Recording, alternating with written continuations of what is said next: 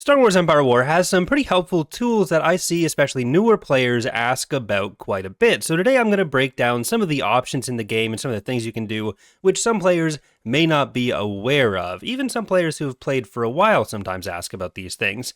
So first off, we're going to start with the Pathfinder slot. This is actually something I see people ask about all the time, and it was introduced with Forces of Corruption. So this is how you have only one of your ships in battle to start off with. So this is actually what this blue box is for. If you have a fleet, you can just position a ship in it by dragging like that, and then that will be the ship that comes in first. I have an IPV here already, so we'll see how that looks in battle, and then we'll go over some of the in-battle options in the game. Alright, as you can see, we are here on Ord Mantell, and we have just the IPV in, so we're able to deploy whichever ships we want, however we want, and not have a bunch of them just come in at once. Unfortunately, this isn't something that the game allows on defense. That's something that people ask for a lot, but yeah, that is not something we can do, unfortunately. But for the next option that people ask about quite a bit on my videos, I will move my camera around a fair bit, and so just like that, you can kind of go however you want. And that is done with control and control and middle mouse button. The way I normally do it is you can actually go into the options menu, into the game menu, and then you can use both mouse buttons rotate. I find this a lot easier, so then you just right and left click, and you can see, for me at least, that's much simpler than control and middle mouse click. But we're in a battle here, and if you are looking to control your ships a little bit better in battle, then there are some helpful tools for that as well. So the way it normally works, if you want to turn ships, you try to like click over a direction and then hope they like stop facing the right way. But if you click near a ship, right click and then drag, holding the right mouse button down, you'll be able to tell it to face a specific direction. So this is something you can do with all ships, and if you even click farther away, it'll start turning, and then it'll eventually go face that direction. So usually you'll want to do it right nearby so that they stay mostly in position, because now this dreadnought is going to want to go and face that position over there, but it will face the right direction once it gets into that position. So yeah, if you just want to have them kind of change places where they are, or change facing where they are, right click and drag. Alright, so one of the things that Empire at War is pretty famous for, or pretty famously introduced, is the battle cam here. You can click that button or press spacebar, and that will just send the camera on a fun trip around the battle.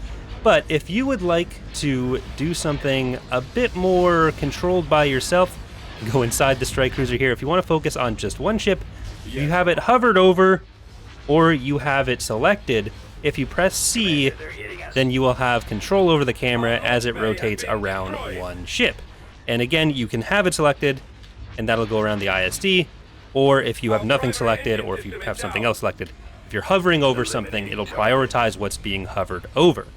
But if you are not a fan of the cinematic cam, maybe you want to have the icons from squadrons for some reason, what you can do is press I, and that'll get rid of the main HUD, but it'll leave the rest of the game information. It'll allow you to still give orders to your ship. So if you if you combine that with the thing I was talking about earlier with moving your camera, you can get some fun camera shots that way with a lot more control over both what the ships are doing and what your camera is doing. But again, you will have the fighter icons.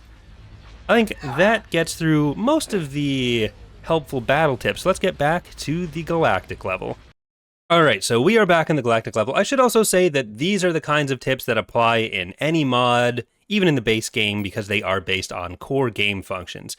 But let's say you have started the game on hard, and you're finding it a bit too difficult to keep up, so you want to go and restart on easy. You don't actually have to restart the game. If you go into the game options menu that we went into before, then you'll see down here you can change whether it's recruit, captain, or admiral, or easy, normal, hard, whatever labeling system is used in whatever version of the game you're playing, then you can just go in there and change that. But if you're finding it, if you're on Admiral and you're in specifically one of the Empire at War expanded mods and you're finding it a bit too easy, we actually have an added level of granularity for our difficulty. You can go to this option over here, which has a few different game options for you in Thrawn's Revenge and Fall of the Republic, and you can turn on Cruel AI, which gives some bonus modifiers for the economy for the AI.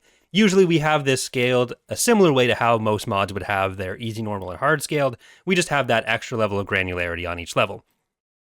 But if you're also struggling a bit to issue orders to your ships and move around the galaxy, because you can't give orders while paused, so see, while I'm paused, I can't move that ship around, one other thing you can do in the game options menu is go back to the same game menu there, and you can change the galactic game speed. Usually, I mean, you could technically change the land and space game speed. I guess do that if you want, but I don't know what the real utility of that might be. But if we slow that down all the way on this slider for galactic, then you'll see, even if we unpause, everything's going a lot slower. And, well, it's not quite as good as being able to pause the game and issue movement orders. If you are getting a little bit overwhelmed, that is an option that you can use. But with that, we'll go on to our final tip, which goes towards planet management. If you are still finding it harder to locate where planets are, and you're looking for a specific one, rather than flailing around the map looking for Fedji or something, you can just press D or F, and it will select through all of your planets. The other option for this, though, is if you would like to see all of your planets at a glance and you're not being attacked by the New Republic, you are able to go into the Galactic log button right there. It's not quite right there in the base game, but you'll be able to find it. It's one of the 4 buttons there. And so this has a list of all the recent events in the game, but if you go over to the Summary tab, there is a list of all of your planets, maybe with upgrades, unit capacity that it adds, but the really useful thing, other than seeing what's being produced, which comes up right there, if you go to the Economy tab, it'll show you how many credits you're making from each planet, and this is a good way to see if there's somewhere in, say, Thrawn's Revenge where you should be taxing more. So if you have a base income of 150 and it's still only making 150, maybe you want to throw down a tax agency, and you can click on it and it'll take you right there. So that's usually the part that people don't know about this one, is that click on the name and it'll slowly bring you over to the planet. So if you're really struggling to find one of your own planets, at least, that is where it'll be, especially if you get a notification that you're about to be attacked and you have no idea where that planet might be. But you can also go to the Economy tab here, Fleets and Heroes, and this is where all of your units are, production. So it's a good idea to look around through all of these options and see what's available to you. Hopefully that's helped some of you. Thank you for watching, and hope to see you next time.